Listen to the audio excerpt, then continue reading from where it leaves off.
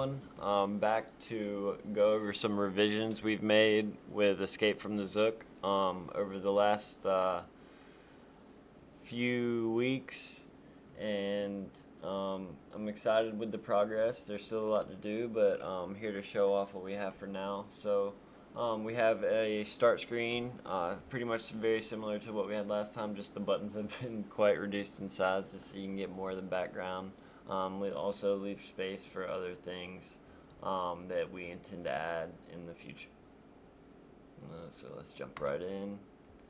Alright, so we're getting our cinematic here. Pretty much the same as last time. Big thing was getting the HUD removed for this, and then so that it would still appear in game. We've since had that fixed. We were still unable to get these effects to appear in our cinematic, along with the explosion, smoke, and cutting of the bar to bust the door open. So we're going to show off some gun stuff real quick. So let's open this door. So we have our gun, we have our aim, and then we have our projectile muzzle flash.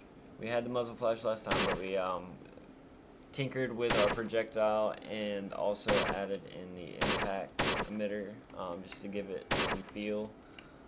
So if it hits something, it's actually going to leave a mark for a second. Yeah, we were really excited with how that turned out. We would like to fix some rotational stuff, but that's okay. Something we can figure out in the future.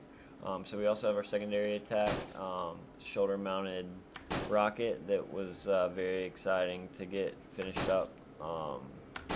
So shoots out the rocket out of his shoulder with the animation. We have the explosion on the ground as well as the sound. So we can go ahead and shoot our first one here. Oh, missing her. So we have the death animation for the AI, and just to show the accuracy is a lot better on the gun now. Smoke just pouring out of the ceiling just to add some ambient effects, and so you can't see as clearly one side of the hallway from the other.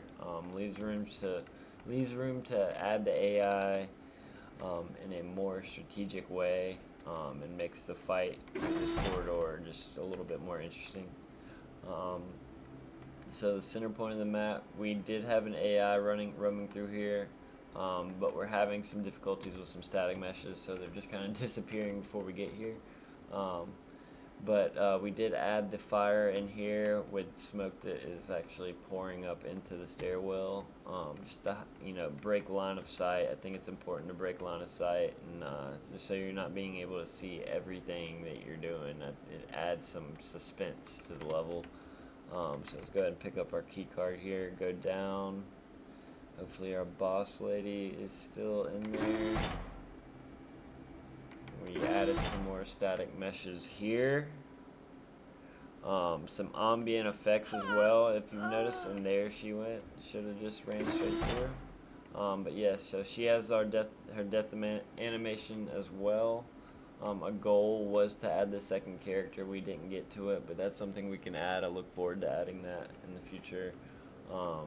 We also changed our teleporter here to be more like a teleport out rather than just a ring that appears and kind of doesn't give you any thought into what you're actually going towards. The buzzer, or the alarm that's going off has some attenuation to it just to fill out the level. So placed on each of these alarms on the ceiling with the red light. Would have liked to add the flash in there, and I couldn't quite figure it out to get it working completely. So there's room to add that in the future as well. But it was just very important to fill out the level a little bit more through the middle. And I think we did a pretty good job. There's still a lot of room for improvement.